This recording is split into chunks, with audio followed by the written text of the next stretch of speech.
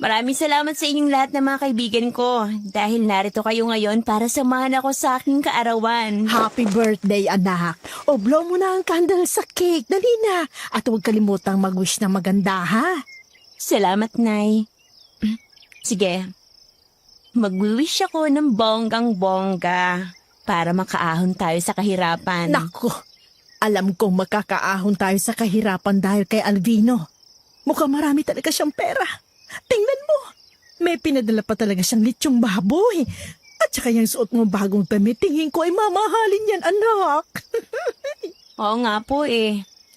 Pati mga alahas ay binili niya ako, Nay. Talagang gusto-gusto niya ako. Di ba pinanto niya na nga ako sa pagtatrabaho sa bayan? Kasi sabi niya, susuportan tayo.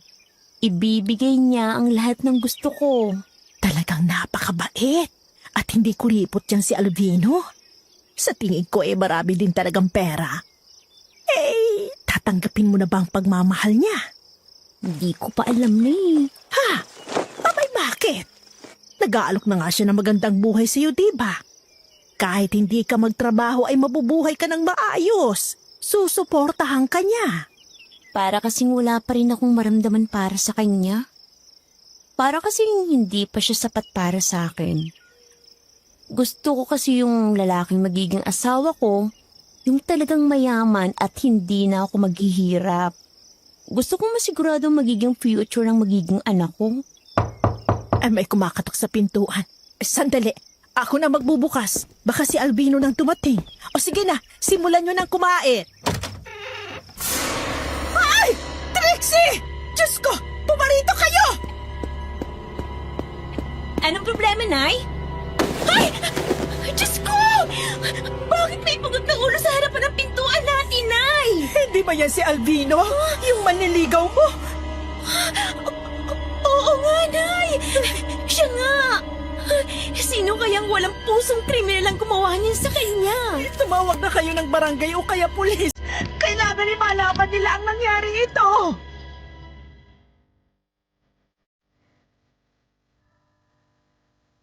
Sa mundong ito, ang karamihan ay isinilang na mahirap.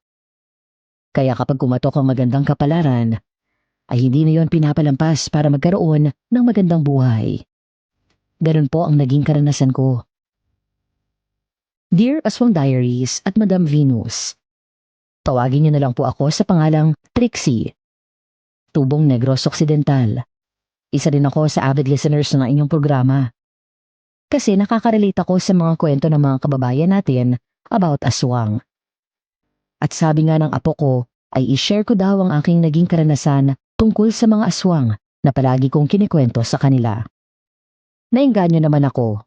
Kaya ngayong ika-29 ng Hulyo, alas 10 ng umaga.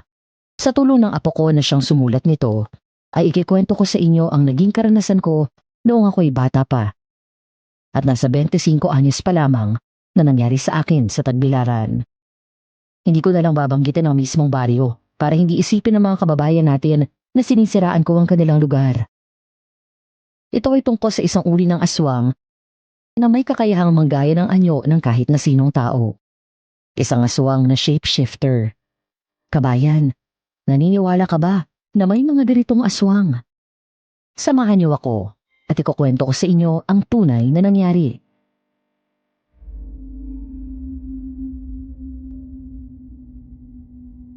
Hindi niyo ba nakita kung sino nag-iwan ng ulong pugot ni Alvino?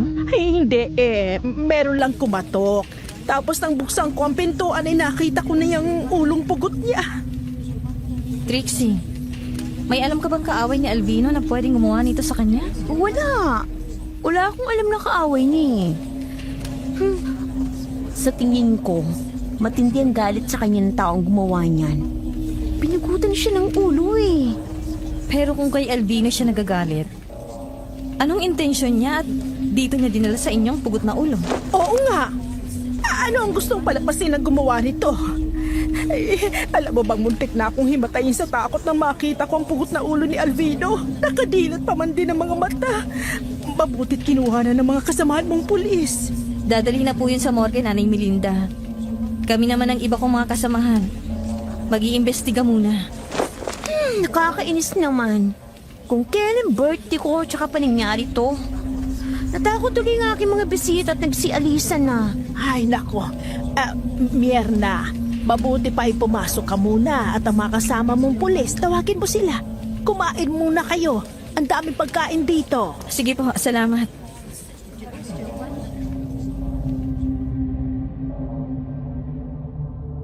Tinawag nga ni Mirna ang dalawa pang pulis na kasama niya. Pumasok sila sa loob ng aming bahay at sabay-sabay silang kumain ng mga natitira ko pang bisita. Tinipak na ng pinsan ko ang lechon na naroon at inihain sa mga bisita. Nanginginig pa rin sa takot ang aking katawan. Lalo na nga at naroon ang masugid kong manliligaw na si Alvino.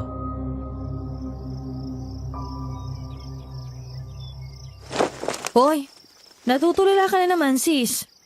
Kasi nakakatakot yung nangyari kay Alvino eh.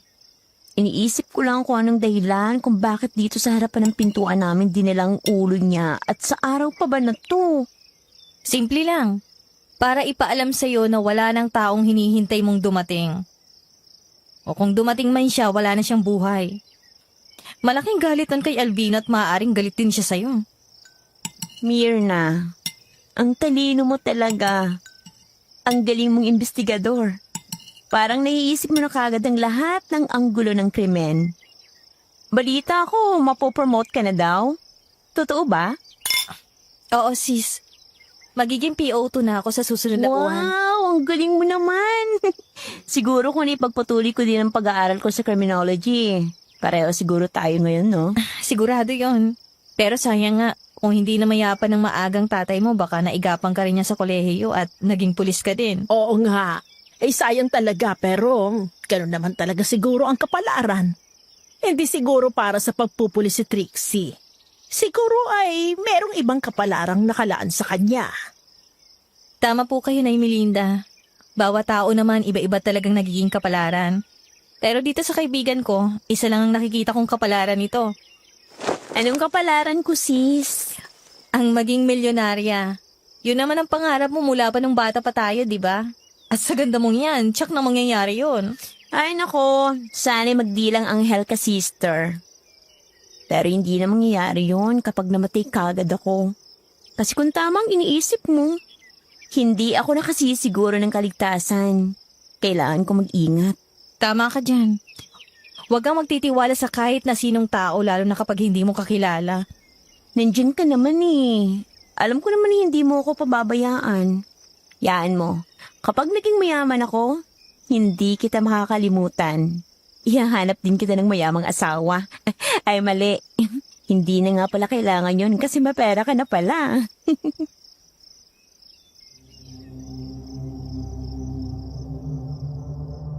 Nagkatawanan lang kami ni Mirna. Matapos silang kumain ay nagpaalam na sila at ipinagpatuloy ang pagpapatrolya. Nang sumikat ang araw, ay natagpuan ang kotse ni Alvino sa ilang na lugar. Papasok yun sa baryo namin. Maraming bahid ng dugo sa loob nun. Pero wala ang kanyang katawan. Nang maghanap sa paligid ng lugar ang ibang pulis, nakita na naroon sa mataas na damuhan ang katawan ni Alvino.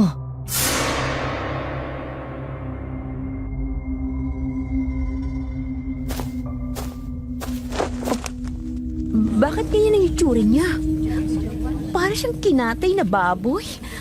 Biniyak ang kanyang tiyan. Nakalabas ang bitukan niya. Walang puso talagang gumawa nito. Pinugutan na siya ng ulo tapos ganyan pang ginawa sa katawan niya. Sa tingin ko ay baliw ang gumawa niyan. Dapat ay mahuli siya agad. Ay hindi pwede na patuloy siyang pag-alagala. Abay, makagawa niya ng masamang aking anak. Mga kasama, hanapin natin ang patalim na ginamit sa pagpatay kay Alvino. Yun ang magiging susi natin para matukoy ang kriminal. Kinakabahan ako, Mirna eh. Kung tamang naiisip mo, baka mas maganda na merong mga pulis na magbabantay sa akin. Kasi anumang oras, pwede akong balikan ng kriminal na yun. Yun nga din ang iniisip ko kanina pa. Kailangan mong mag-ingat, sis. Hayaan mo. Palagi na lang kami iikot sa lugar niyo. Sige, mauna na kami umuwi sa'yo. Umuwi na tayo, Nay. Parang hindi na magandang pakiramdam ko eh.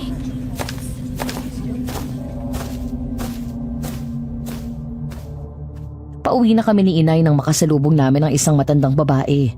Meron siyang banda ng itim sa ulo.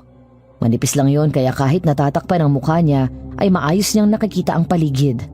Meron din siyang dalang tungkod na ginagamit sa paglalakad. Malayo pa lang ay napansin ko na siya. Nang makalapit na kami sa kanya ay tumigil siya sa paglalakad. Idinipa niya ang kamay na may hawak na tungkod para harangin kami. Kaya tumigil naman kami sa paglalakad.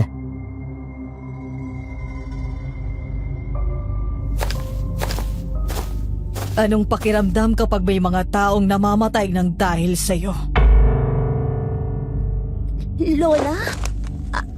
Ako po bang kinakausap niyo? Natural, ikaw ang tinatanong ko. Tayo lang namang tatlo ang nandito. Masarap ba sa pakiramdam kapag may taong namatay ng dahil sa'yo? Huwag niyo akong tanungin ng ganyan. Wala akong kasalanan sa mga nangyari sa kanila. Sino ba kayo? Isang manghuhula. Hindi mo ko kilala. Pero ikaw, kilalang kilala na kita. Isa kang babaeng mapagsamantala sa mga lalaking nagkakagusto sa'yo. Piniperahan mo sila, pero wala silang nakukuhang anumang kapalit galing sa'yo. Hoy, tanda! Huwag mo nga pagsasalitaan ng ganyan ng aking anak. May katibayan ka ba sa mga sinasabi mo? Isa ka pa, konsentidora ka. Palibas ay nakikinabang ka rin sa mga nauhuthot ng anak mo, sa mga lalaking nababaliw sa kanya. Kawawa naman ang mga taong niloloko niyong mag-ina, kagaya ni Alvino. Wala kayong pakialam kung anong gusto kong gawin sa buhay ko. Tsaka kusa nilang ibinibigay sa akin ng mga bagay na yun. Tsaka wala din akong alam sa nangyari kay Alvino. Parang baliw na taong pumatay sa kanya. Tama ka. Baliw ngang pumatay kay Alvino. Isang baliw na inahangad na makuha ang pagmamahal mo. Pero hindi mo yun nabigay sa kanya matapos mong makuha ang lahat ng gusto mo sa kanya. Kaya ngayon, lahat ng manliligaw mo namamatay. Sinong baliw ang sinasabi mo, ha? Kilala mo ba kung sino ang kriminal na yon? Bakit hindi nyo isipin kung sinong baliw na yon? Ano? Hindi nyo maisip kung sino? Abay, sa dami kasi ng niloloko ng anak mo. Hindi mo na nga malalaman kung sino ang pwedeng gumawa ng masama sa inyo. Isusumbong ko kayo sa pulis. Sasabihin ko na kilala niyo ang kriminal kaya kailangan kayong imbestigahan. Sabihin mo yan sa kanila para malaman ng mga pulis kung gaano kakasamang babae na sa kabila ng maganda mong mukha, ugaling demonyo ka naman. Dahil puro perang laman ng utak mo. Tumigil ka naman na. Hindi ko gustong tabas ng dila mo, ha? Baka kahit matanda kay patulan kita. Totoo ang lahat ng sinabi ko. Sa dami ng mga lalaking niloko ng anak mo, marami nang nagagalit sa kanya. Hindi nyo alam kung sino-sino sa kanilang nagbabalak ng masama sa inyo. Kaya palagi kayong mag-iingat. Baka isang araw, kayo naman ang sumunod kay Alvino. Tayo, nanay. Huwag mo nang intindihin ng matandang yan. Nakikita ko ang iyong kapalaran. Mapanganib, madugo, nakakatakot na pangitain, Trixie. Kaya palagi kang mag-iingat. Bibigyan kita ng babala. Hindi lang ordinaryong tao ang nagagalit sa'yo dahil sa mga kasalanan mo. Anong ibig mong sabihin, Lola? Naniniwala ka ba sa aswang? Tumigil ka na! Tinatakot mo lang ang aking anak. Kung wala kang sasabihing maganda, umalis ka na. Ang dapat ngay magpasalamat pa kayo sa akin dahil binibigyan ko na kayo ng babala. Kapag hindi tumigil ang anak mo sa mga ginagawa niya, yon ang magdadala sa kanya sa kapahamakan. Trixie, palagi kang magdadala ng asin o bawang sa iyong bulsa. Naku, ang baho ng bawang hindi ko kayang tagalan ng amoy niyan. Tsaka, bakit ko naman gagawin yun? Aswang ba talagang pumatay kay Alvino? Oo, tama ka. Gamit ang matatalim niyang kuko ay nagawa niyang mahiwa ang tiyan ni Alvino. Kinain ang puso at atay. Pinugot ang ulo at dinala sa bahay mo para bigyan ka ng babala na ikaw na ang isusunod niya. Pero, anong kasalanan ko sa aswang na yun kung totoo man ang sinasabi niyo? Ang tanging nakikita ko, isa sa mga kamag-anak ng aswang na yon ang nagawan mo ng malaking kasalanan. Kaya gusto niyang gumanti sa'yo. Kaya mag-iingat kayong mag-ina. Hindi kami naniniwala sa iyo, Manang. Hindi yon aswang. Kung hindi isang baliw na gusto lang kaming takutin. At saka, hawak niya ng mga pulis ang kaso. Sabi nila baliw ang kriminal na yon. Kaya wag niyo akong piliting maniwala na mayroong aswang. Nasa sa inyo yan kung makikinig kayo sa akin. Kung ibipilit niyo pa rin ang paniniwala niyo, bahala na kayo. Basta ako, sinabi ko na ang nalalaman ko.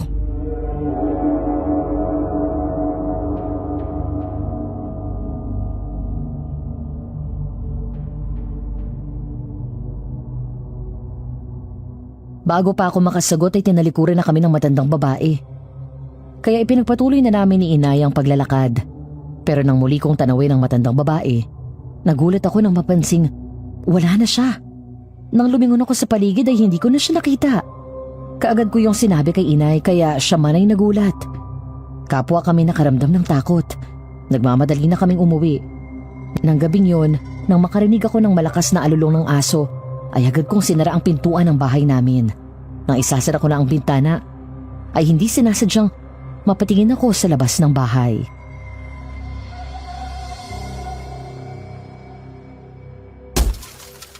Nay!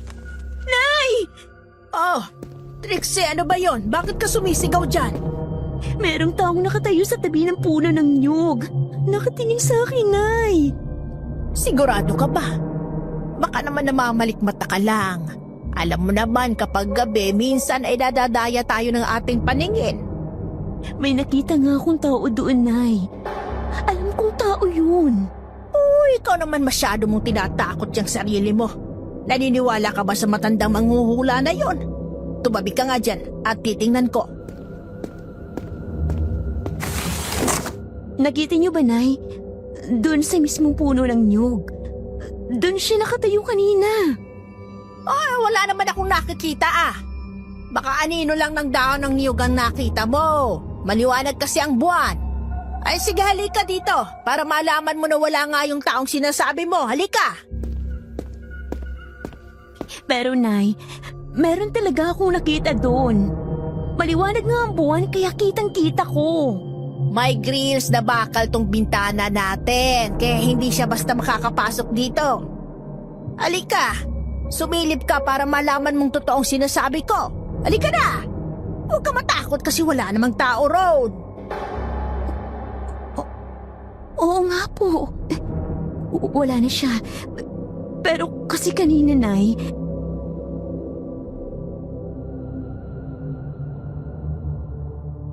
Nagkatawanan kami ni Inay nang matiyak ko na wala ngang tao roon. Isasara na sana ulit namin ang bintana nang biglay isang may mambalahibong kamay ang sumulpot doon. Pumasok sa grills ng aming bintana at naabot ang buhok ni Nanay. Hinatak siya doon. Mabuti na lang at mayroong grills, kung hindi, baka nahatak na siya palabas ng bahay. Nataranta ko kaya hinawakan ko din ang mabalahibong kamay na yon at nakita ko ang may-ari nun. Isang aswang!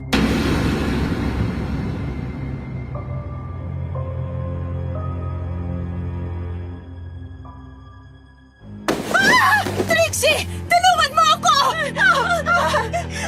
walang hiya kang baliw ka! Bitawan mo ang nanay ko! Gumawa ka ng paraan! Dalian mo, Trixie! Tulungan mo ako! Ayos sa lamisa yung termos! Bagong kulo lang tubig nyon! Sabuyan mo! Walang hiya ito! Dalian mo na! Sandali lang! Umanda ka ngayong aswang ka!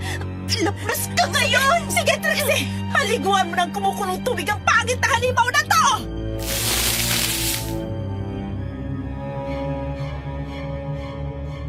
Nang mabuksan ko ang termos ay isinaboy ko sa mukha at braso ng aswang ang bagong kulong tubig. Sa sobrang init ng tubig napasigaw siya ng malakas. Nabitawan niya si Inay kaya naman isinara ko agad ang aming bintana. Galit na galit ang aswang. Isang ulit pa niyang kinalabog ang bintana ng aming bahay. Nang hindi niya yon mabuksan dahil sa nakaharang na bakal na grills, lumipat siya sa pintuan. Ganon din. Ilang ulit din niyang tinangka na pumasok pero hindi niya magawa. Alam namin na desperado na siya lalo pangat nasakta na.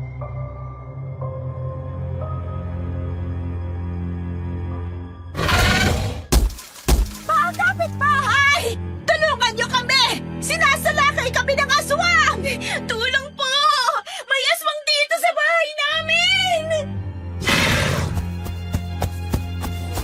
Nay Melinda! Trixie!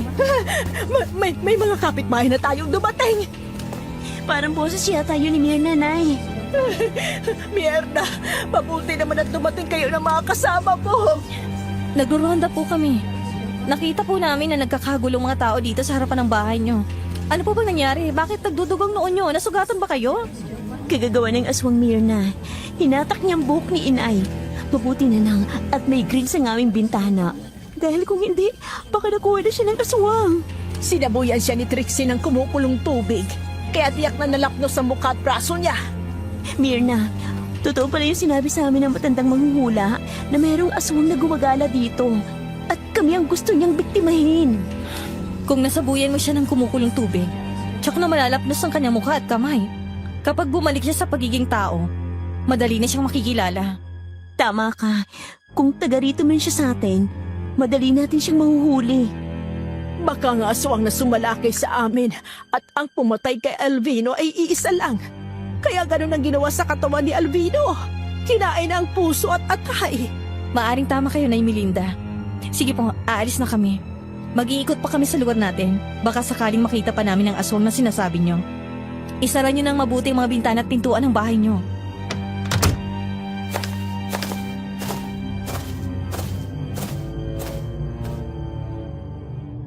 Nang makaalis na ang mga pulis at mga kapitbahay namin, ay isasara na sana namin ni Inay ang mga bintana at pintuan ng aming bahay. Nang muli akong mapatingin sa kalsada, muli kong nakita ang matandang manghuhula. Nakatayo sa labas ng aming bakuran. Nakatingin sa akin. Kinabahan akong muli kaya bigla akong sinara ang pintuan.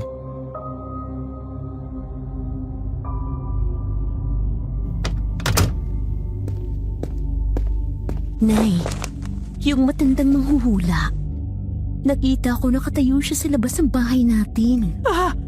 Naku, di kaya siya at yung aswang ay iisa lang. Baka kaya niya sinasabi ang mga yun sa atin ay siya din ang aswang na yun, hindi ba? Ala, baka nga tama ka, Nay. Kung kailan pa naman nakaalis na si Mirna, tsaka naman nagpakita ang matandang to. Natural ganun ang gagawin niya. Hindi siya tanga para sumalakay dito ka at maraming tao. Siya, silipin mo nga kung nandyan pa siya, dali. Ayoko, Nay. Baka biglang dukutin kagaya ng nangyari sa'yo kanina. Bullshit talagang aswang na yan. Hindi tuloy tayo makakatulog nito kasi baka makapasok dito yan at mapatay pa tayong dalawa. Tingnan niyo po kung nandyan pa siya para muli tayong humingi ng saklolo sa ating mga kapitbahay.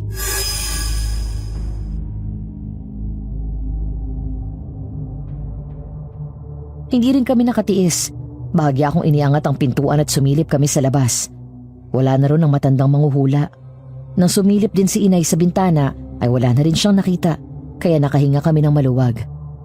Pinunasan ko ng malinis na damit ang dugo sa mukha ni Inay. Nilagyan ko rin yun ng gamot. Matapos ay nagpunta ako sa kusina. Asin ang una kong hinanap. Kinuha ko ang lalagyan noon at dinala sa aking kwarto. Doon na rin natulog si Inay sa takot na muling bumalik ang aswang. Kinabukasan naisip ko na dalhin sa bayan si Inay para ipagamot sa doktor ang malaking sugat niya sa noo. Gawa ng matatalim na kuko ng aswang.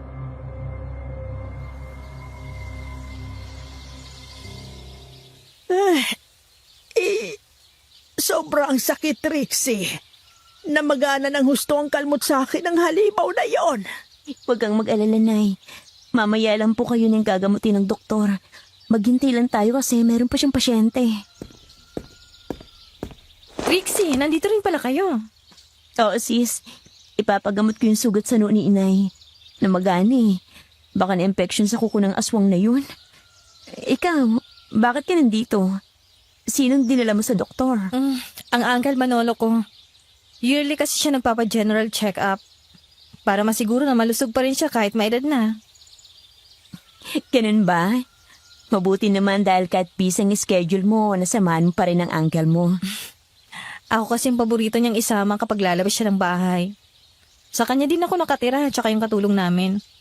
Para na rin akong bodyguard kasi wala naman siyang anak, wala ring asawa. Kaya kapag lumalakad siya, hindi ko pinapabayaang mag-isa. Malungkot naman palang buhay ng uncle mo. Sinabi mo pa, sis. Kaya ngayon ko napatunayan na kahit gaano karami ang pera mo, kapag wala kang kasama sa buhay, malulungkot ka pa din. Hindi nabibili ng perang kaligayahan. Mapera pala ang Uncle Manolo mo, Mirna. Mahirap nga ang tumandang mag-isa. Ang kailangan talaga ng uncle mo ng asawa na makakasama sa buhay. Teka, siya na ba yung papalapit sa atin? Oo, siya na nga yan. Oo, ang gwapo pala ng uncle mo, Mirna, kahit medyo maedad na. Tsaka kung tumindig abay parang ang tapang niya. Talaga pong matapang yun sa mga taong loko-loko, pero mabait siya at mapagmahal sa mga taong malapit sa kanya. Okay na ako, Mirna. Sabi ni doktor, ay mga 5 araw daw bago lumabas ang resulta. Mabuti naman po at natapos na kayo, Uncle Manolo. Ang gaganda naman ng mga kausap mo. Sino sila, Mirna? Uncle, siya si Nay Melinda at ang kaibigan kong si Trixie. Taga rin din sila sa lugar natin. Ang ganda mo, Melinda. Kamukha mo rin ang anak mong si Trixie. Kumusta kayong dalawa? Ay, salamat. Marami nga nagsasabing magkamukha kami. Ay, para lang daw kami magkapatid. Ay, kung ang pakiramdam ko naman ang tatanungin mo, ay hindi masyado mabuti kasi masakit ang ulo ko dahil sa sugat. Kagagawa ng aswang. Magpapacheck up ako ngayon. Aswang ba ang sinabi mo? Oo, may aswang na sumalakay sa amin kagabi. Siya ang may gawa nito. Yun ang ikinikwento ko sa iyo, Uncle Manolo. Kaya lang ayaw mo naman maniwala na merong aswang na gumagala sa lugar natin. Wala pa kasi ako nakikita kaya hindi ako naniniwala. Sana ay maging maayos din ang pakiramdam mo. O sige, uwi na kami. Sana ay hindi pa ito ang huli nating pagkikita, ha? May handaan sa 1 araw sa bahay ko. Sumama kayo kay Mirna. Kung gusto niyo lang naman. Ay, sige, pupunta kami. Sa tingin ko naman ay maayos na ang pakiramdam ko sa araw na yon. Ano bang meron sa 1 araw? Bakit magkakaroon ng handaan? Kaarawan ng ama ko, kahit wala na siya dito sa mundo, tuwing dumarating ang petsa ng kaarawan niya ay pinaghahanda ko siya. Sige, kapag maayos ng inay ko, pupunta po kami. Ano ka ba naman, Trixie? Ay, syempre maayos na ako sa araw na yon, kaya pupunta tayo. O sige, magkita-kita tayo sa araw na yon, ha? Melinda, sana ay pumunta kayo.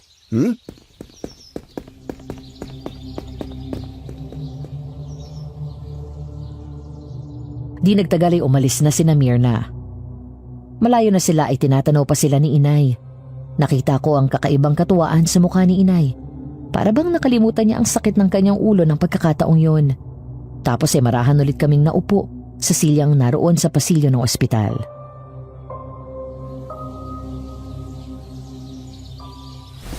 Kakaibang tibok ng puso ko ngayon. Kumakalabog habang kaharap at kausap si Manolo. Parang bumata ulit ang puso ko. Nay, para kayong dalaga na nakakita ng gwapo at kilig na kilig. Hindi mo ba napansin ang mapupungay niya mga tingin sa akin? Ang matatamis niyang mga ngiti na parang nagpapahiwatig na interesado siya sa akin. Hindi ba sinabi pa nga niya na pumunta tayo sa bahay niya sa 1 araw? Parang nakakahiya naman yatang pumunta dun, Nay. Hindi ka dapat na mahiya dahil si Manolo naman ang nag-aanyaya sa atin. Tiyak na marami din siya mga kaibigang mayayaman. At kung magkakaganon ay marami ka na namang makikilala. Alam mo naman, di ba? Kailangan natin makatiyak ng magandang bukas, lalo na at solong anak lang kita.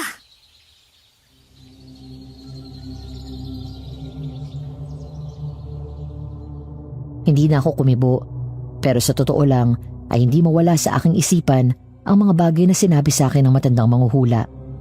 Pero naputol ang aking pag-iisip nang lumabas na ang assistant ng doktor at tinawag si inay.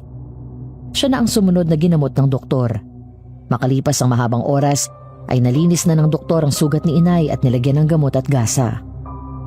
Nagbigay din ng reseta ng gamot kaya bumali na kami sa butika. Dahil nasa bayan na rin kami ay namalengke na rin kami ni inay. Yun nga lang ay bigla ang pagsama ng panahon. Kumulimlim at sumabay ang malakas na buhos ng ulan. Mahirap ang biyahe kaya ginabi na kami. Nang makababa kami ng bus,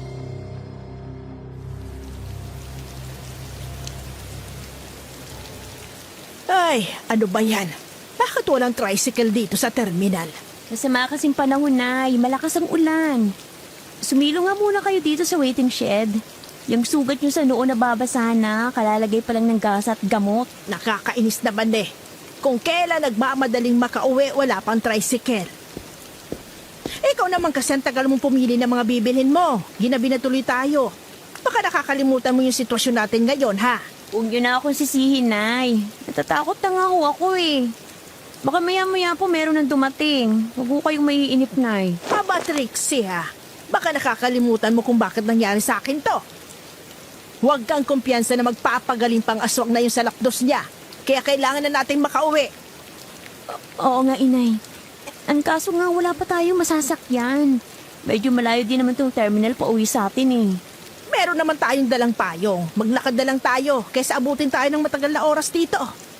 Marami naman tayong madadaanan ng mga bahay. O kapag lumakas pa ang ulan, pwede naman tayo makasilong. Halika na. Sige po.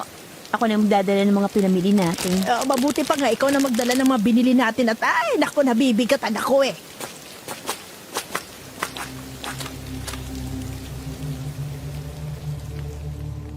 Sinamantala nga namin ni Inay ang paglalakad habang mahina pa ang ulan. Mabilis ang aming mga hakbang. Paano nga ay sarado na ang lahat ng mga bahay na nadaraanan namin kahit 7:00 pa lang ng gabi. Yun ay dahil nga sa gumagalang aswang sa aming lugar. Mahaba na ang nalalakad namin ni Inay nang makarinig kami ng mga yabag na sumusunod sa amin. Nang lingunin namin ni Inay, wala naman kaming nakikita. Kaya nagpatuloy kaming lumakad at sa pagkakataong ito, mas mabilis na.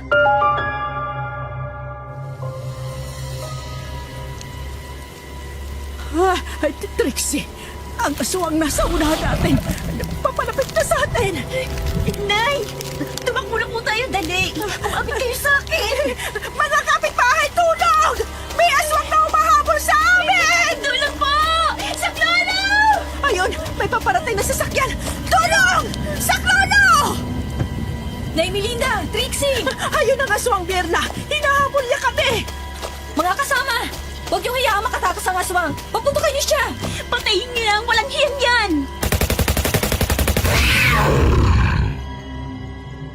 Kaagad na pinaputokan ng mga pulis ang aswang. Nagawa naman yun na makaiwas at tumakbo sa likuran ng isang bahay. Kaya hinabol ng mga pulis. Hindi na rin kami humiwalay kay Mirna. Sinundan namin ng mga kasamahan niyang pulis hanggang sa makita namin ang mga iyon at ang aswang na nag-aagaw buhay na. May tama ng sibat sa dibdib. Bagay na ipinagtataka rin ng mga pulis.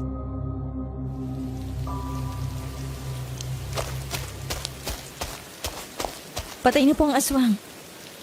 Pero hindi naman mga kasamaan ko nakapatay sa kanya. Ang ibig mo bang sabihin ay hindi ang mga kasama mong pulis ang nakapatay sa aswang na yan? Nang maabutan daw po nila ang aswang, ganito ng kalagayan. Meron daw sila nakita na palayo sa lugar na ito na siya talagang nakalaban ng aswang. Kung sino man ang pumatay sa aswang, malaking pasasalamat ko kasi wala na akong dapat ipangamba. Ligtas na tayo, Nay. Oo nga. Tama ka dyan, anak. Ngayon ay makakatulog na tayo ng mahimbing. Pero teka lang. Tingnan niyo. Nagbabalik na sa pagiging tao ang aswang.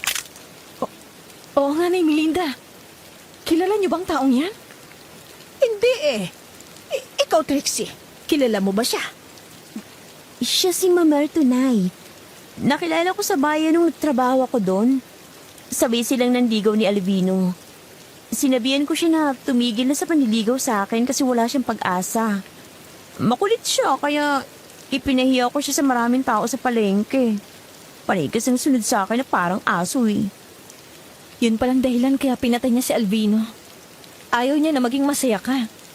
Tapos gusto niya na mamatay ka rin sa kanyang mga kamay kaysa pakinabangan ka ng iba. Tama ang sinabi ng manghuhula. Hindi lang tao ang galit kay Trixie. Pati aswang kasi ay binasted niya. Pero hindi nangyaring gusto niya. Mabuti na lang at patay na rin siya. Matatahimik na rin kami. Oo nga. Mierna, salamat sa lahat ng tulong mo. Siya nga pala, Nay Melinda. Yung paanyaya ni Uncle Manolo, ha? Sa isang araw na po yun. Sabi niya sa akin, sabihin ko raw ulit sa inyo kapag nagkita tayo para hindi niyo makalimutan. O sige, sabihin mo sa kanya na darating kami ni Trixie.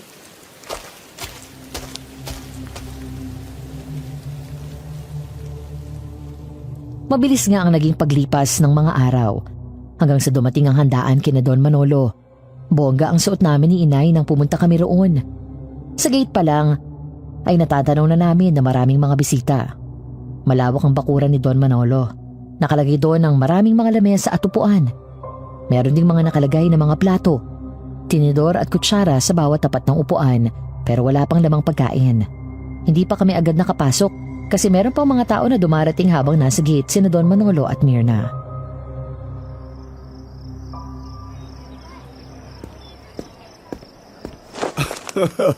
Mabuti naman at nakarating kayo. Happy birthday sa papa mo, Don Manolo. Naku, salamat Melinda. Sige, tuloy kayo. Tuloy. Nay Melinda, dito po tayo. Trixie, pasok na kayo. Sis, ang dami naman palang bisita niyo ngayon. Hindi ba nakakahiya?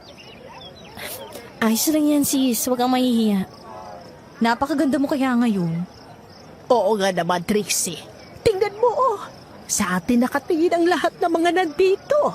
Kaya nga ako medyo nag-aalangan, Nay. Kasi lahat sila nakatingin sa atin. Sis, saan pang lamesa na pwede kami ni Inay? Doon na lang kayo sa lamesang yun sis. Sige, pupunta kami doon.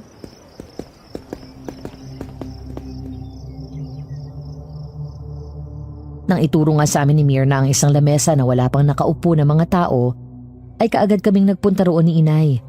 Nang makaupo na kami ay napansin ko na isang grupo ng mga kalalakihan ang pumasok sa gate at saglit na nakipag-usap kay Don Manolo. Itinuro naman sa kanila ni Myrna ang kanilang lamesa. Malapit lang sa mesa namin. Isa sa mga naroon ang pormalang suot. Maraming alahas sa katawan, gwapo at macho. Panay ang tingin niya sa akin. Matamis nga ang mga ngiti niya kaya bahagya din akong ngumiti. Hindi siya nakatiis at lumapit sa akin.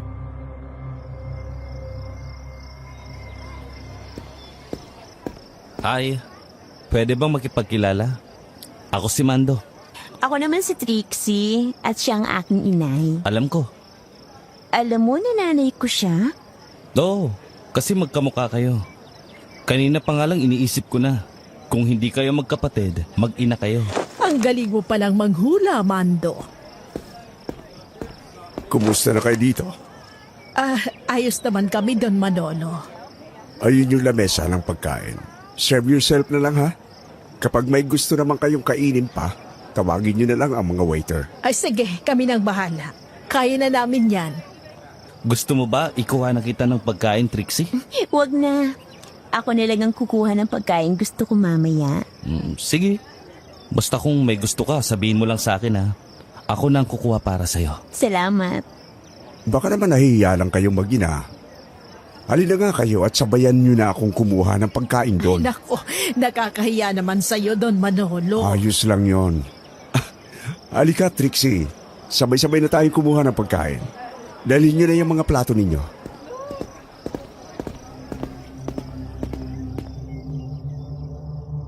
Nang makita ni Mando na sumabay na sa amin si Don Manolo, ay siya na ang kusang umiwas. Bumalik siya sa kanyang upuan at tinanaw na lang kami. Lumapit kami sa mahabang lamesa kung saan naroon ang maraming pagkain na nakalagay sa malalaking lalagyan. Puro mga karne na iba-iba ang putahe. Meron ding mga salad, pansit at mga puto. Matapos na kumuha kami ni Inay ng pagkain ay bumalik na kami sa aming mesa. Nagulat ako nang doon din naupo si Don Manolo. Sa upuang nasa pagitan namin ni Inay.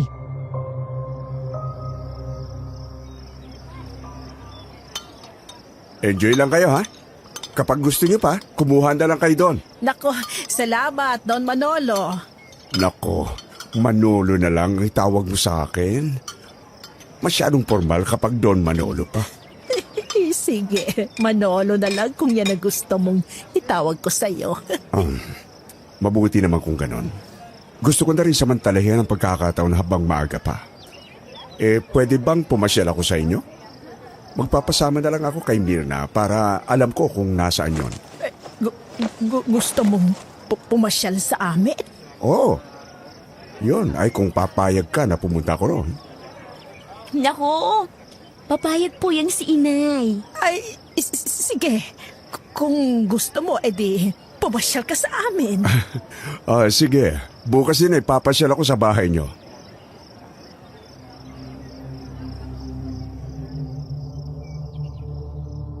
Masaya kami ng kumain ng sabay-sabay.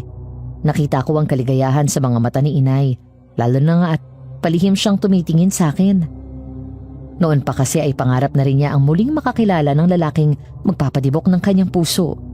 10 taon na rin kasi siyang nabiyuda nang mamatay ang aking ama. Kaya nang umuwi kami ay masayang-masaya si inay.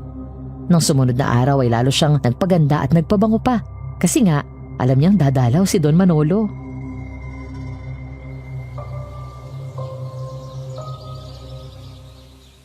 Maganda na ba ako, Trixie? Ayos na bang suot ko, ha? Oo, Inay, maganda na kayo. Tsak na magugustuhan kayo ni Don Manolo niyan. Oo nga, anak. Nararamdaman ko na interesado talaga siya sa akin. Parang ito na ang pagkakataong hinihintay natin para magkaroon ng magandang buhay. Si Don Manolo ang makakapagbigay noon. Oo nga, Inay. Kapag asawa mo na siya, magiging Doña Melinda ka na. Siya na yan, Trixie. Naririnig ko na ang makina ng sasakyan. Ikaw na magbukas ng pintuan. Sige po, Inay. Maupo na kayo dyan. Sis, magandang araw. Nagpasama si Uncle Manolo para makarating dito sa inyo. Magandang araw din, sis. Ganon din sa'yo, Don Manolo. Tuloy kayo. Malapit lang naman pala itong lugar ninyo. Madali lang din puntahan. Oo, madali lang mapuntahan tong lugar namin, Manolo. Ang dami mo namang dalang bulaklak at regalo. Oo. Bulaklak para sa'yo, Trixie. Pati itong mga regalo binili ko para sa'yo. Ikaw na bahalang magbigay sa nanay mo kung alin ang gusto niya. Para sa akin ang bulaklak at regalong to? Kay Trixie ba ang mga yan, Manolo? Sana itanggapin mo ang mga ito, Trixie. Ako pang personal na pumili niyan. Nagpasama ko kay Mirna para malaman ko kung ano talaga ang gusto mo. Nakakagulat naman kayo, Don Manolo. Tsaka, nagugulan din kami ni Inay. Sino bang sadya niyo dito? Ang inay ko o ako? Oo nga naman, Manolo. Siyempre, ikaw ang sadya ko, Trixie. Kaya nga humingi ako ng permiso sa inay mo kahapon eh. Sinabi ko din na huwag niya akong tawaging Don Manolo. Di ba? Para hindi masyadong formal. Anak ng lintek. Hindi naman pala ako ang balak ligawan ng matandang to. May sinasabi ka ba, Melinda? Nako, wala naman, Manolo. Medyo nagulat at naguluhan lang din si Trixie. Alam mo kasi sis, mula nang makilala ka ni Uncle sa ospital, paninang tanong niya sa akin, hindi na tumigil hanggang hindi nakakarating dito. Ganun ba? Ang inay ko ang gusto niyong ligawan, Don Manolo. Hindi kasi nagkaintindiyang mabuti. Ayos lang yon. Ngayon naman siguro ay malinaw na ano. Melinda, ako'y matagal ng byuda at wala ring anak. Gusto ko ulit mag-asawa para meron akong makasama sa buhay na ito. Gusto kong pakasalan ang anak mong si Trixie. Sa bagay na yan ay si Trixie lang makakapag-desisyon yan. Kung papayag siya ay nasa kanya yan. Masyado namang mabilis ang mga pangyayari, Don Manolo. Pwede po bang bigyan niyo ako ng sapat na panahon para pag-isipan ng bagay na yan? Sige, ikaw ang bahala, Trixie. Maghihintay ko sa pasya mo. Anumang oras ay handa kitang pakasalan. Saglit lang po Kukuha lang ako ng tubig.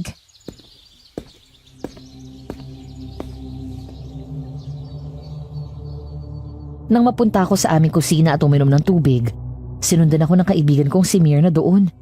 Hinawakan kaagad niya ang aking kamay. Nakangiti siya ng matamis.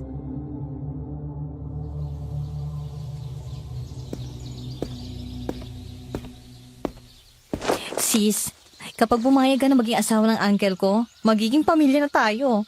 Magkakasama tayo sa isang bahay. Mas masaya yun, di ba? Sis, masyado nang malayong agwat sa akin ng edad niya Kapag pinakasalan ko siya, baka isipin ng mga tao na pera lang niyang habol ko. Sinasabi nga nila na gold digger ako, di ba? Ay nako, wag mo nang isipin ang mga sasabihin ng mga tao. Sa palagay ko, tamang hula ko sa'yo eh. Di ba minsan sinabi ko nang magiging kapalaran mo maging milyonarya? Baka ito ng kapalarang matagal mong hinihintay, sis. Sige, sis. Hayaan mo pag-isipan ko yan, ah. Huwag mo nang palampasin ang pagkakataon, sis. Mas gusto ko na ikaw ang mapangasawa ng Uncle Manolo ko kaysa naman sa iba dyan na hindi ko kakilala. Baka makakuha pa siya ng babaeng mapagsamantala. Okay, sige. Konting panahon na lang, ah. Baka kasi nabibigla din ang Uncle Manolo mo sa akin, eh.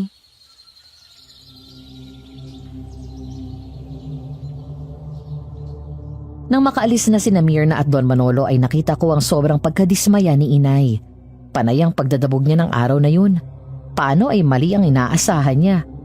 Pero sa pagdaraan ng mga araw na palaging dumadalaw sa amin si Don Manolo, ay natanggap na rin niya na ako ang gustong pakasalan nun. Kaya tinanggap ko na rin ang pag-ibig ni Don Manolo. Kaya ikinasal kami sa simbahan. At nang gabing yun,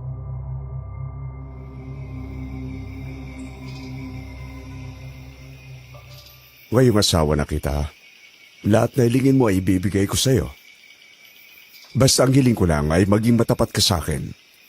Gusto ko na maging masaya tayo sa lahat ng panahon ng pagsasama natin. Asahan mo yan, Manolo. Magiging mabuti akong asawa sa'yo.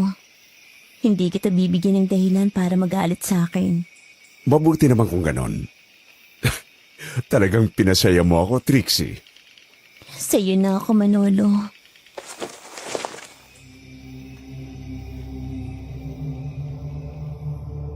matapos ang maikling pag-uusap ay inihiga na ako ni Manolo sa malambot na kama. Nang gabing yon ay ipinagkaloob ko ang aking sarili sa kanya. Ilang ulit niya akong inangkin. Halos mag-uumaga na kami nang makatulog. Kaya naman, tanghali na ako nang nagising kinabukasan. Nagkakape na si Mirna nang lumabas ako ng aming kwarto.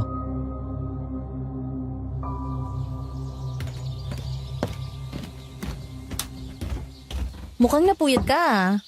Pinuyat ka ba ni Uncle Manolo? Grabe ang Uncle Manolo mo, sis. Parang teenager pa eh. Talagang pinuyat ako. Ilang beses humirit. Sis, may kasabihan nga mga matatanda pagdating sa ganyang bagay, di ba? Kalabaw lang daw ang Oo tumatanda. nga. Mas malakas pa yata siya sa kalabaw. Parang ako yata ang pinag-uusapan niyo ah. Good morning, mahal ko. Good morning din sa iyo, mahal ko. Nag-almusal ka na ba? Hindi pa eh. Doon na tayo kumain sa terrace. Nagpahayin ako sa katulong. Mirna, sumubay ka na sa amin bago ka pumunta sa presinto. Sige, Uncle.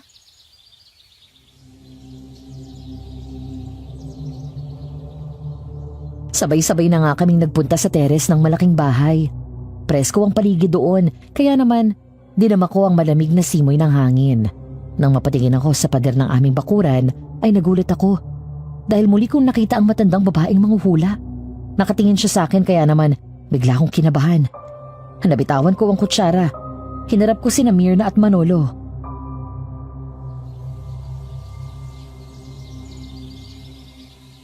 May problema ba, sis? Tumingin ka sa pader, sis. Malapit sa puno ng mangga. Merong babae nakasuot ng itim na damit. May banda ng itim din. Nakatingin siya sa atin. Sinong babae? Nasaan? Oo nga, sis. Wala naman ah. Ayun sa puno ng mangga. Teka, kanina nandun lang siya. Bakit bigla na lang siyang umalis? Baka naman inaanto ka pa, mahal ko. Kaya kung ano-ano ang nakikita mo. Tingnan mo ang paligid ng bahay natin. May nakita ka bang ibang tao riyan? Wala na nga siya. Baka naman napadaan lang ang babaeng sinasabi mo, sis. Napatingin lang sa'yo. Hayaan mo na yun. Kumain na nga tayo. Sige. Siya nga pala, mahal ko. Dadalawan ko si inay mamaya, ah. Sige, walang problema. Tanungin mo siya kung gusto ba niya na tumira din dito. Mahirap na, nag-iisa na lang siya doon. Sige, yan ang gagawin ko.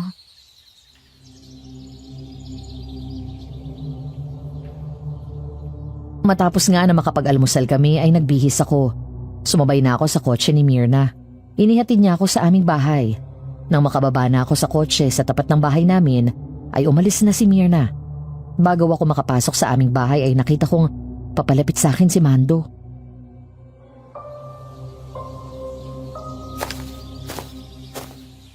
Ang bilis naman ng mga pangyayari. Kailan lang ay nagkita tayo sa bahay ni Don Manolo?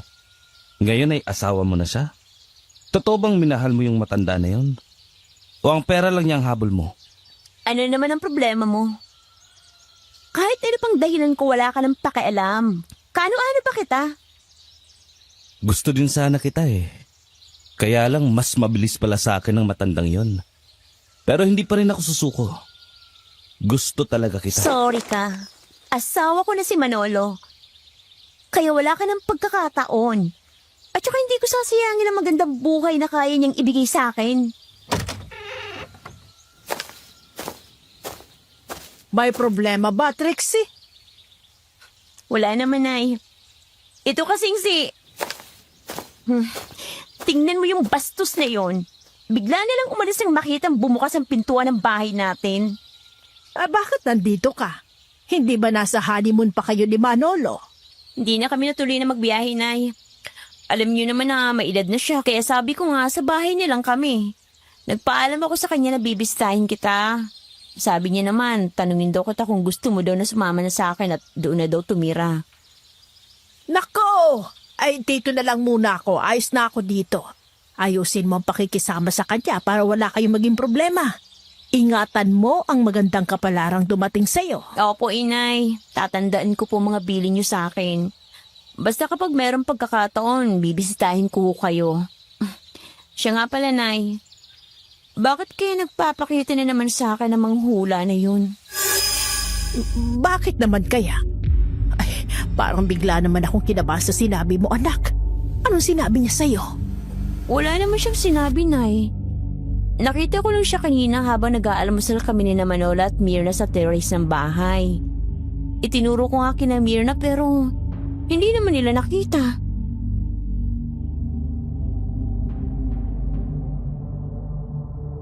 Napatingin sa paligid si Inay.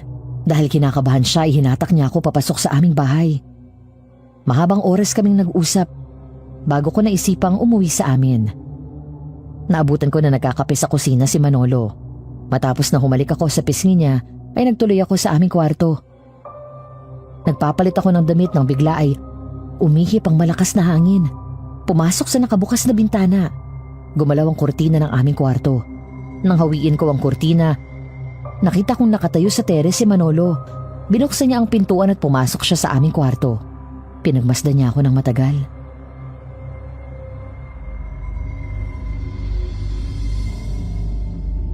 Nakakagulat ka naman, mahal ko. Akala ko kung sino nang pumasok dito eh. Nakahubad pa naman ako. Nakakahiya naman. Mag-asawa naman tayo kaya hindi ka na dapat mahiya. Talagang napakaganda mo, Trixie. Pagbigyan mo na ako ngayon. Isara mo muna ang pintuan. Baka biglang pumasok ang katulong makita tayo. Kanina, nasa komedor ka lang. Tapos ngayon, naandyan ka na sa terrace. Tinatanong ko kasi ang likurang bahagi nitong bahay natin. Sige, ako nang bahala. Diyan ka lang.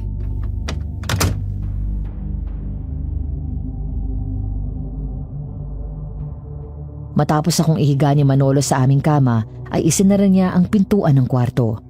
Kaagad siyang bumalik sa akin at sa pagkakataong yon, ay muli niya akong inangkin. Matapos ang maiinit na sandali, ay kaagad siyang lumabas ng kwarto. Ako naman ay nanatiling nakahiga sa kama. Nakabalot ng kumot ang hubad kong katawan dahil sa totoo lang, napagod talaga ako. Pero ilang sandali lang ay bumukas muli ang pintuan ng aming kwarto. Pumasok ulit si Manolo.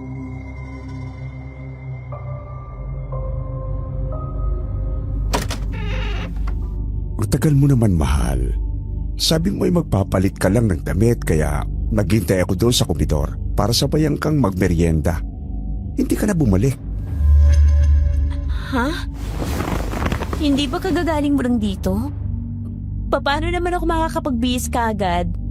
Ayaw mo nga akong tigilan hanggang hindi ka pinagbibigyan.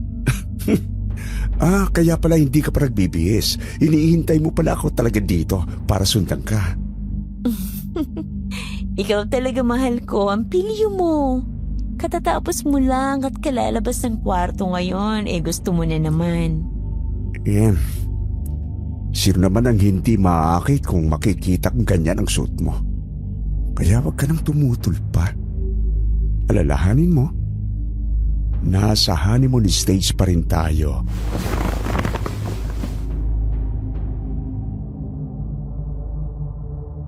Nagtataka man ako ay wala na akong nagawa, Madam Venus. Naging sunod-sunuran na lamang ako sa kagustuhan ni Manolo ng pagkakataong yun. Kahit napagod na ako, ay ginawa ko ang aking obligasyon bilang asawa niya. Ayokong tumanggi, lalo na nga at bagong mag-asawa pa lang kami. Makalipas nga ang mahabang oras ay nakatulog kami ni Manolo sa pagod. Malalim na nang magising ako. Nagbihis ako at lumabas na ng kwarto.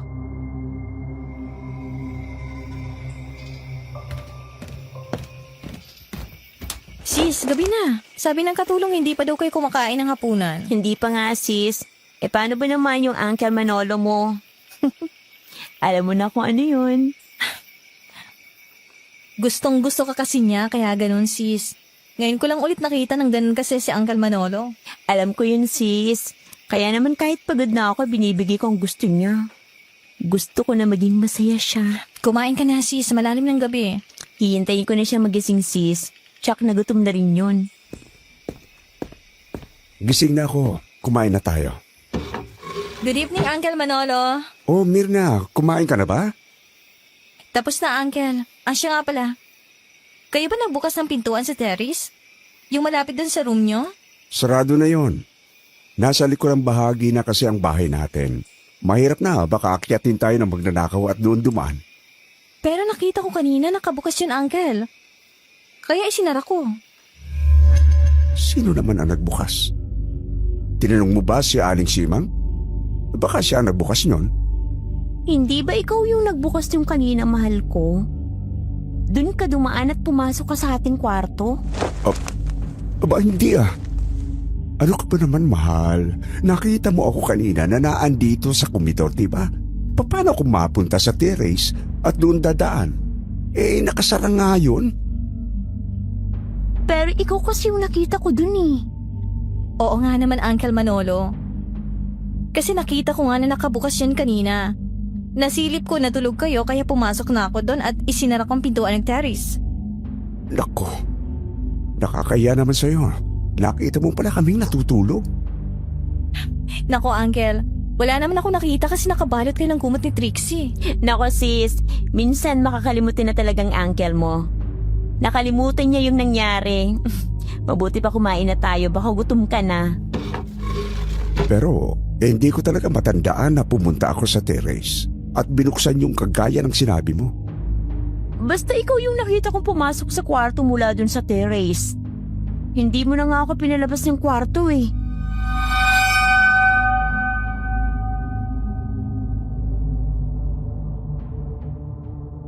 Napakamot na lang ng ulo si Manolo.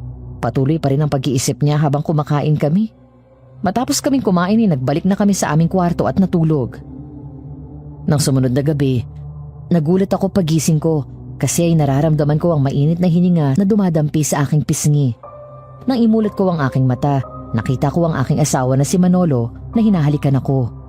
Muli ay nagpaubaya ako sa kanya nang humling siya na ang kinin ako ng gabing iyon. At kagaya ng dati, pagkatapos ng mainit na sandali ay umalis siya ng kwarto. At ilang sandali ay papasok ulit, pero parang hindi niya alam ang kanyang ginawa sa akin.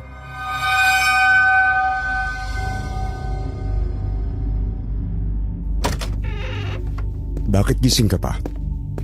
Pasensya ka na ha? Sumakit ang tiyan ko kaya nagpunta ako sa banyo.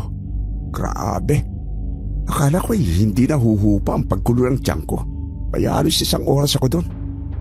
1 oras? Di ba kalalabas mo lang?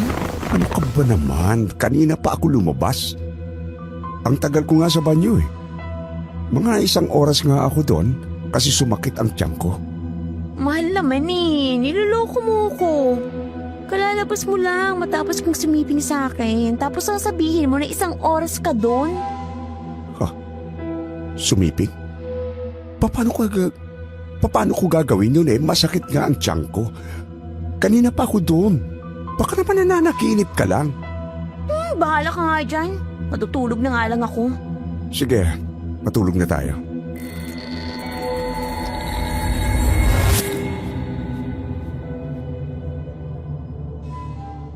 Halos gabi-gabi ay sinisipingan ako ng aking asawa, Madam Venus. Hanggang sa lumipas sa mga linggo at buwan, nag-iba ang pakiramdam ko. Palagi na akong nagsusuka sa umaga.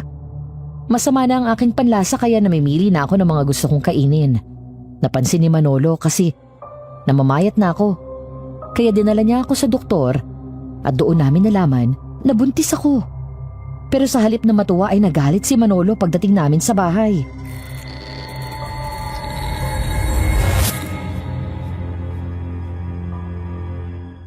Sino ang ama ng pinagbubuntis mo? Magsabi ka sa akin ng totoo, Trixie. Bakit kailangan mo itanong sa akin yan? Sino bang magiging ama nito kung hindi ikaw? Gabi-gabi mo ako sinisipingan tapos ngayong nabuntis ako, tatanungin mo sa akin kung sinong ama ng batang to? Anong gabi-gabi ang sinasabi mo? Matanda na ako kaya hindi ko na kaya ang gabi-gabi, Trixie. Asawa mo ako, Manolo. Tuwing gabi gumagawa ka ng paraan para maangkin ako tapos ngayon itatanggi mo? Ngayon buntis na ako, magagalit ka? Sino bang may gawa nito? Di ba ikaw? Hindi ako maring magkaanak, Trixie. Kaya namatay ang aking unang asawa na hindi kami nagkaroon ng anak kasi baog ako. Isa akong inutil! Alam mo ba yon? Pero ikaw lang naman ang sumiping sa akin, Manolo. Kung mabuntis man ako, ikaw lang ang ama nito. Hindi ako umaalis ng bahay. Palagi mo akong kasama. Bakit ka magtatanong kung sino ang ama nito? Sa palagay mo ba, pinagtaksilan kita? Sa simula pa lang ay sinabi ko na sa'yo. Maging mabuti ka lang asawa ay ibibigay ko ang lahat ng gusto mo. Sa ginawang pagtataksil sa akin, hindi kita mamapatawan! Pero hindi nga kita pinagtaksilan! Maniwala ka sa akin. Naging tapat ako sa'yo. Hindi ako maruming babae. Alam mo, berian pa ako nang makuha mo! Uncle Manolo, Trixie? Sis, bakit ka nag-aaway? Itong uncle mo nagagalit sa akin. Pinagtaksilan ko daw siya. Ayaw niyang maniwala na siya ang ama na pinagbubuntis ko. Buntis ka, sis? Oo, sis. Alam ng Diyos na malinis akong babae. Berian pa ako na makuha ng Uncle Manolo mo. Hindi ako umaalis ng bahay. Saksi si Aling Simang. Paano ko magagawang pagtaksilan ng Uncle Manolo mo? Naging mabuti siyang asawa sa akin. Ikaw ang buhay na saksi, Mirna. Alam mo ang kalagayan ko, di ba? Nag-asawa na ako para mayroon akong kasama sa aking pagtanda. Kaya nga ako na ang nagpalaki sa'yo. Itinuring kitang anak kasi wala nga akong kakayahang maging ama. Ang isang baog kailanman ay hindi magkakaroon ng tunay na anak. Pero Uncle Manolo, totoo naman ang sinabi ni Trixie. Kung mabubuntis man siya, ikaw talagang ama. Bakit hindi natin subukan na magpatingin ka ulit sa doktor? Baka ngayon meron ng himala at magaling ka na.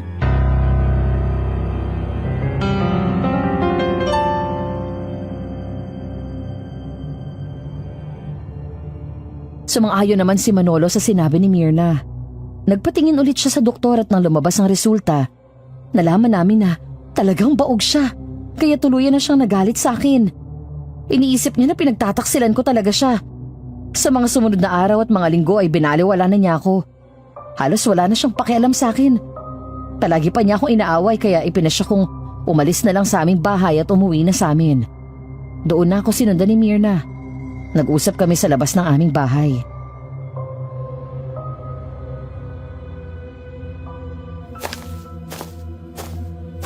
Alam mo kung ano yung masakit?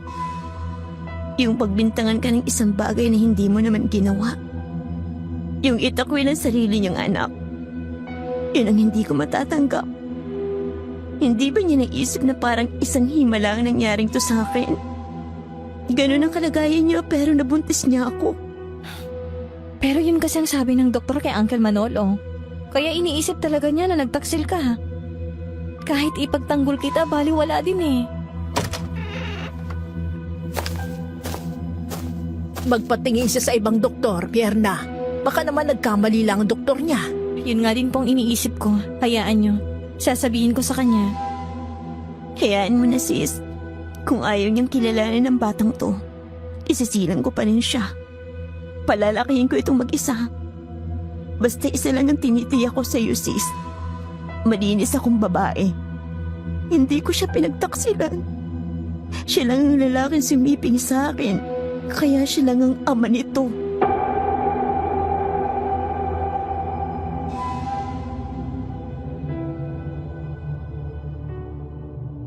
Na mga sumunod na gabi ay meron na naman akong naramdaman na kakaiba sa paligid ng aming bahay. Parang meron kasing palaging nagbabantay sa akin. Nang minsang sumilip ako sa bintana ay nakita ko na may taong nakatayo sa di kalayuan at nakatingin sa aming bahay. Nang marinig niya ang makina ng sasakyan ng mga pulis ay nagmamadali siyang umalis doon. Kapag nasa labas ako ng bahay, parang may mga matang nakatingin sa akin. Kapag lumilingon naman ako sa paligid, wala naman akong nakikita. Hanggang sa makita ko ang matandang manghuhula.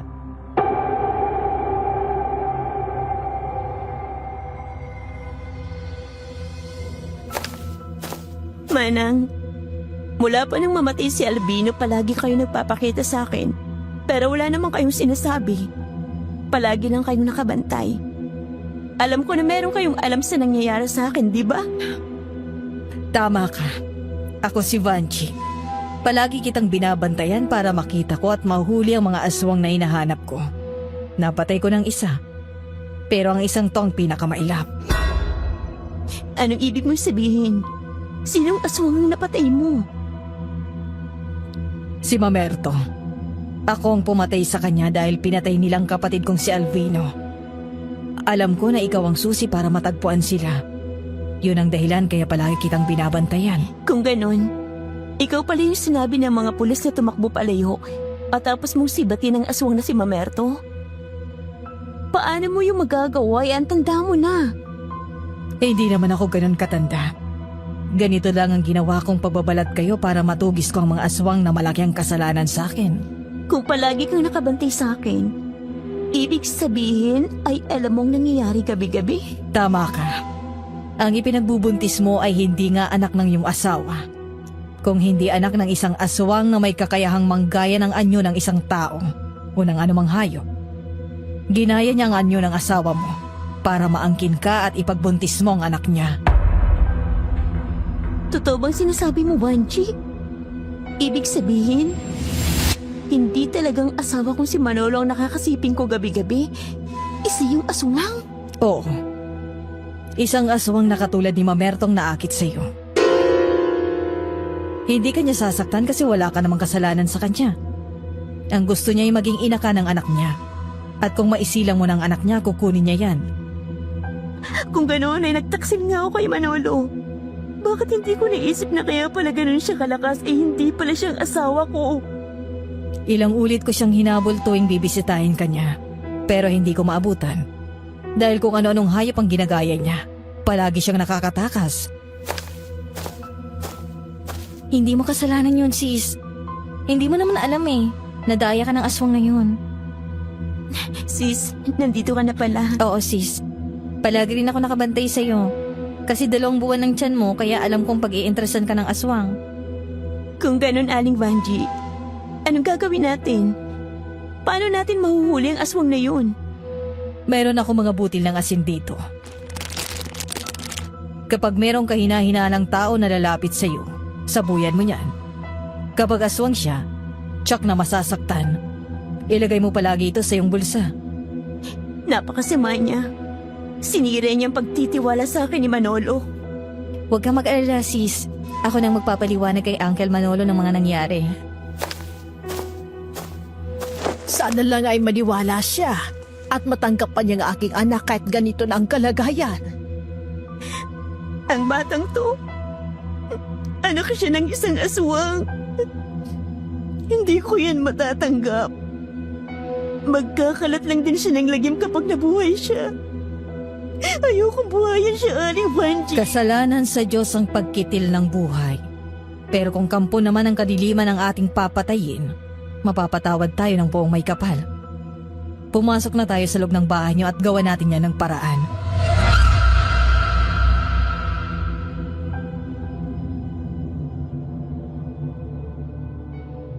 Nagdikdik ng maraming bawang si Aling Vanji. Inilagay niya sa baso, sinamahan niya ng asin at langis at ipinainom yun sa akin. Tapos ay pinahiran din niya ang aking buong tiyan kasama na ang pusod. Kaagad na nag-alburoto ang aking sikmura. Nakaramdam ako ng matinding sakit, kaya bigla akong nanghina. Kinakaya ko ni inay sa aking higaan.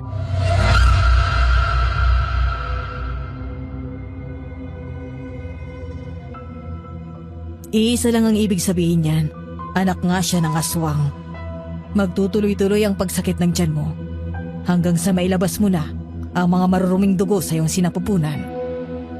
Aalis na muna ako, sis. Babalik ako sa presinto. Pero wag kang mag-alala. Palagi kami iikot dito. Ako na rin bahalang kumausap kay Uncle Manolo. Mag-iingat ka, sis. Aray ko. Ang sakit ng tiyan ko. Tiisin mo lang, Trixie. Malalampasan mo rin yan.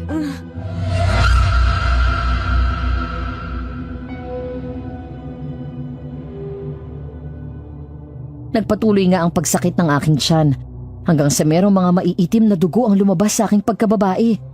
Tuluyang naalis ang anak ng aswang sa aking sinapupunan. Kinabukasan dumating si Manolo. Pumasok siya sa kwarto ko. Nagalit siya nang malaman na wala na ang sanggol sa aking sinapupunan.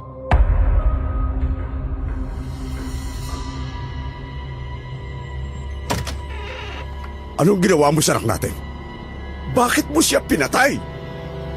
Dahil anak siya ng aswang na nandaya sa akin. Hindi siya dapat mabuhay. Hindi ba ayaw mo nga siyang tanggapin kaya tayo naghiwalay?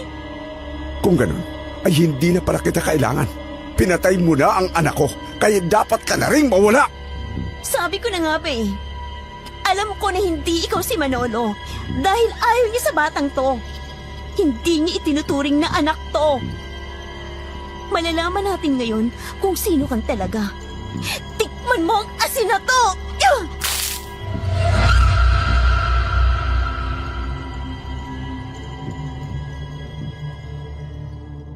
Bigla akong sinabuyan ng asin sa mukha ang lalaking kaharap ko. Napasigaw siya sa sakit. Kasabay nun ang pagpalit niya ng anyo.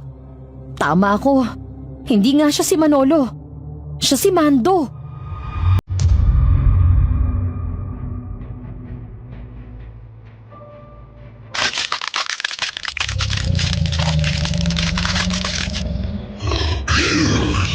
Aswang ka pala, Mando.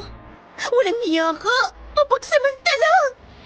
Sinabi ko na sa'yo, gusto ko maging ina ng aking anak, pero pinatay mo siya, kaya papatayin na rin kita! Hayop ka talaga, Mando. Nay, tulungan niyo ako! Hindi ka matutulungan ng inay mo, kasi isa rin siyang takot sa mga kagaya ko! Si Melinda takot sa'yo, pero ako hindi! Ikaw na naman? Akala ko ba kanina ay umalis ka na? Kaya sumalisin na ako dito! Akala mo lang yun. Pero hindi naman ako lumayo. Tatapusin na kita. Hindi ka na makakatakas ngayon. Nandito tayo sa kwarto.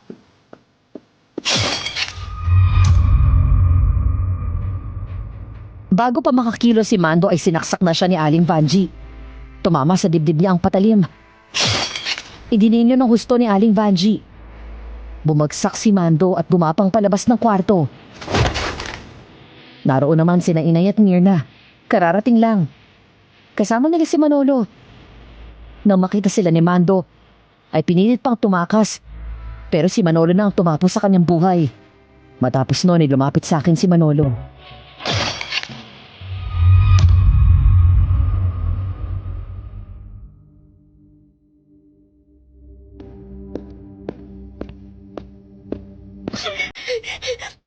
Yun ang mandarayang aswang. Ginaya kanya kaya akala ko ikaw ang kasiping ko. Tama na. Huwag ka nang magsalita pa. Alam ko ng lahat. Nandito ako para iuwi ka sa bahay natin. Pero marami na ako. Kalimutan natin ang lahat na nangyari. Magsimula tayong muli.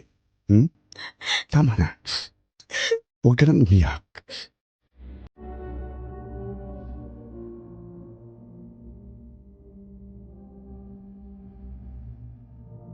Yumakap na lang ako kay Manolo. At sa balikat niya ay umiyak ng impit. Umuwi kami sa aming bahay. At sa pagkakataong yon, ay kasama na si Inay para may mag-alaga sa akin. At yan po ang naging karanasan ko, Madam Venus. Sana po ay mapili ninyo ang aking liham para mapakinggan ang ating mga kababayan.